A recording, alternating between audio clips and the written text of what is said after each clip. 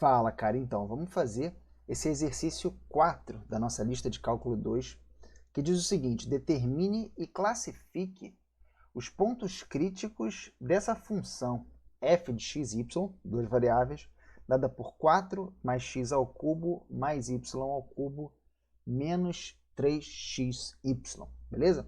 Galera, como é que a gente faz esse tipo de exercício? Essa função é uma função diferenciável, todos esses termos são termos polinomiais.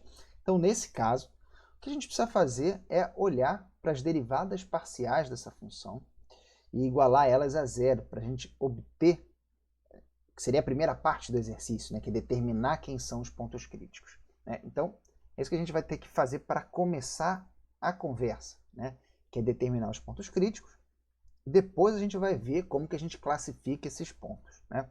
Primeiro vamos ver quem são, né, os pontos críticos. Para isso, a gente vai calcular as derivadas parciais de f com relação a x e com relação a y também, tá bom? Então tá lá. Com relação a x, 4 derivada com relação a x é zero. A derivada de x ao cubo vai ficar 3x ao quadrado. Derivada de y ao cubo, zero também. E menos a derivada de 3xy, que vai ficar com relação a x, vai ficar menos 3y. Certinho? Então, confere aí a derivada parcial com relação a y e a x, perdão. E com relação a y, vai ficar 3y ao quadrado, 4 mais x ao cubo morre, né? Zero. 3y ao quadrado menos 3x. Certo? E aí, o que a gente faz? Né? Parecido com o cálculo 1, né? Derivou igual a zero. Aqui nesse caso é derivar parcialmente, né? Calcular as derivadas parciais e igualar a zero, as duas, né? E ver quais são os valores de x e y que satisfazem simultaneamente essas duas equações. Então daqui a gente tira aqui o x ao quadrado deve ser igual ao y, né, da primeira equação, e da segunda a gente tira aqui o y ao quadrado deve ser igual a x, né? Então esse aqui é o nosso sisteminha. Como é que a gente pode resolver isso? Bom, a gente pode pegar essa equação, então, resolvendo, né? A gente tem essa equação y ao quadrado igual a x, né? E a gente sabe que o y é x ao quadrado, então isso vai ficar com a gente vai ficar com x ao quadrado, que é o y, né? Elevado ao quadrado, certo? Então a gente vai ter x à quarta aqui embaixo, né? Então, portanto, x à quarta é igual a x, né? Ou seja, a gente tem que resolver essa equação x à quarta menos x igual a zero, certo? Muito bem, como é que a gente resolve essa equação? A gente vai precisar usar um pouquinho de fatoração. É uma equação do quarto grau, mas ela não é tão complicada, porque se você fatorar o x, você fica com x ao cubo menos 1 vezes x, certo? E se você fatorar o x ao cubo menos 1, você fica com x menos 1, essa fatoração é clássica, né? É x ao quadrado mais x mais 1, né? Então, daqui as raízes são x igual a zero, né? Ou x igual a 1. E esse camarada aqui, né, o x ao quadrado mais x mais 1, você pode fazer por Bhaskara e ver que você não tem como fatorar isso com raízes reais, né? Ou então, basicamente, enfim, fazer um esboço do gráfico, enfim, você vai concluir que não existem raízes reais para esse camarada aqui, beleza?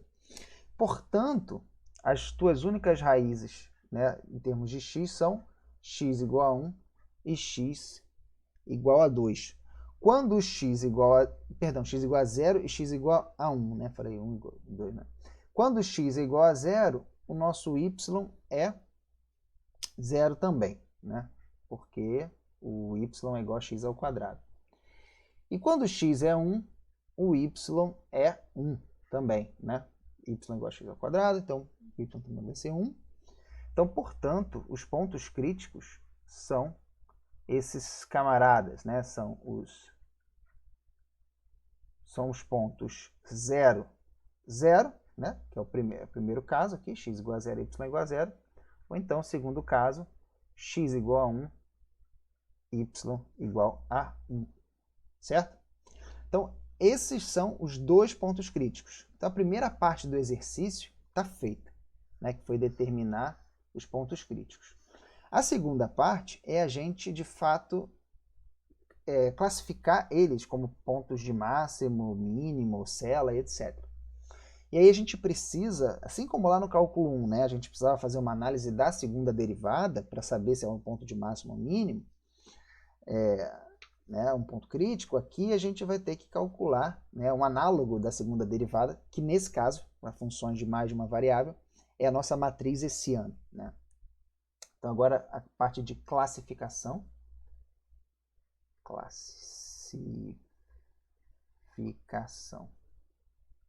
Né? A nossa matriz hessiana, ela é dada pelas derivadas parciais de ordem 2 dessa função, né? Então a gente pode denotar ela como sendo uma matriz, né, h de x, e essa matriz ela tem as derivadas parciais de f, de segunda ordem, f de xx, f de xy, f de yx, f de yy, né?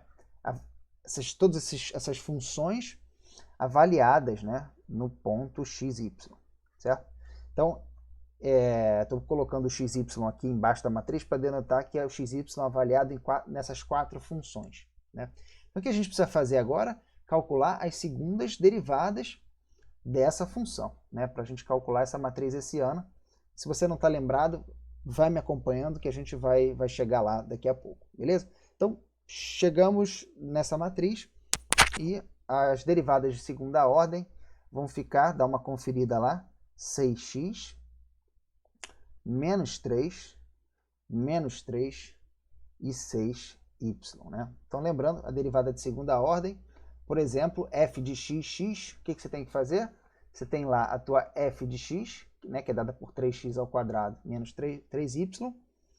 Você quer fazer a f de xx, você vai derivar a f de x com relação a x novamente, né? Então vai ficar a derivada de 3x ao quadrado, 6x, a derivada de 3y morre, por isso que vai ficar 6x, essa segunda derivada aqui, né? Então você pode fazer isso para essas 4 derivadas de segunda ordem e chegar nesses termos, né?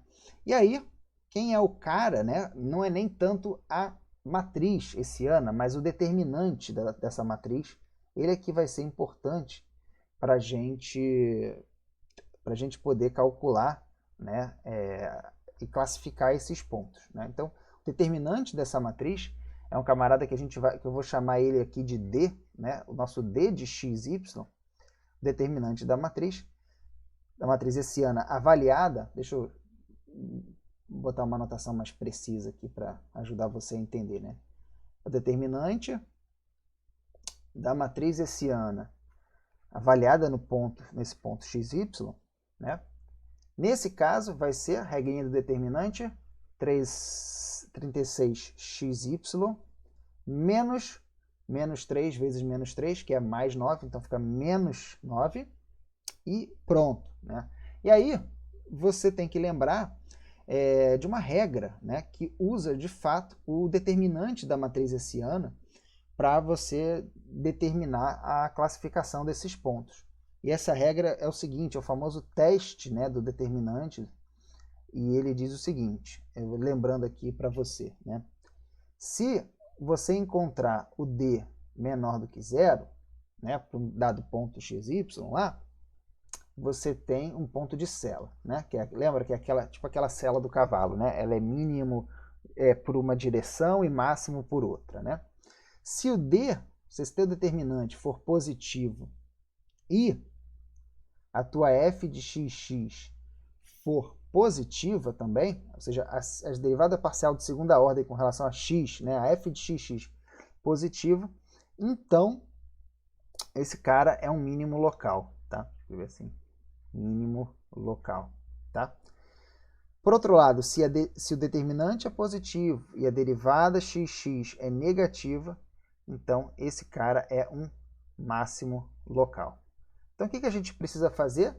É calcular o nosso D, né, para os pontos críticos, que são o 0, 0 e o 1, e olhar esse sinal segundo esse teste. Então vou chegar aqui para o ladinho para a gente fazer, né, com base no teste.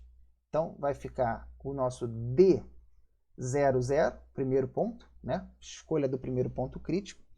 Nesse caso, deixa eu escrever aqui só em cima para a gente não esquecer, nosso D de XY é 36XY menos 9, né?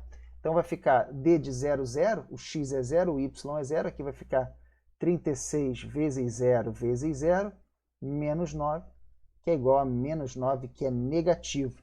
E, portanto, pelo teste que a gente acabou de enunciar aqui, ele é um ponto de cela, beleza? Então eu vou escrever aqui, ele é um ponto de cela. Então, está classificado, acabou, a gente fechou o ponto 00. Então, agora a gente vai fazer a mesma coisa para o ponto D, né, para o ponto 11, né? Calcular o D desse ponto 11, que vai ficar 36 vezes o X e o Y agora são 1, né? Então vai ficar 1 vezes 1, menos 9. Ficou 36 menos 9, né? Que é igual a 27, tá certo? 27, que é positivo. Opa, então peraí, segundo o nosso teste lá, se o determinante é positivo, agora a gente tem que olhar para a nossa f de xx, para saber se ele é mínimo ou máximo local, né? Então a f de xx, avaliada nesse ponto 1, certo? É 6, né? Porque é 6 vezes x. 6 vezes 1, que é igual a 6, que é positivo, né? Que é positivo. Então, portanto, trata-se de um mínimo local. Mínimo local. Não sei se dá para ver aqui esse finalzinho. Bom, ficou um pouquinho apertado. Um pouquinho só, né? Deixa eu ver aqui novamente. Ficou um pouquinho apertado, mas acho que foi, né? Acho que foi, tá tranquilo, dá para ler um pouquinho. Essa é a finalização do exercício, né? A gente chegou e, calculando a segunda derivada com relação a x, a gente acha que ela é positiva e, portanto, o mínimo local. E assim a gente caracterizou todos esses pontos e o exercício está terminado, beleza? Então, essa foi o nosso exercício 4 da nossa lista de cálculo 2. Espero que você tenha gostado. Eu vou ficando por aqui. Um abraço.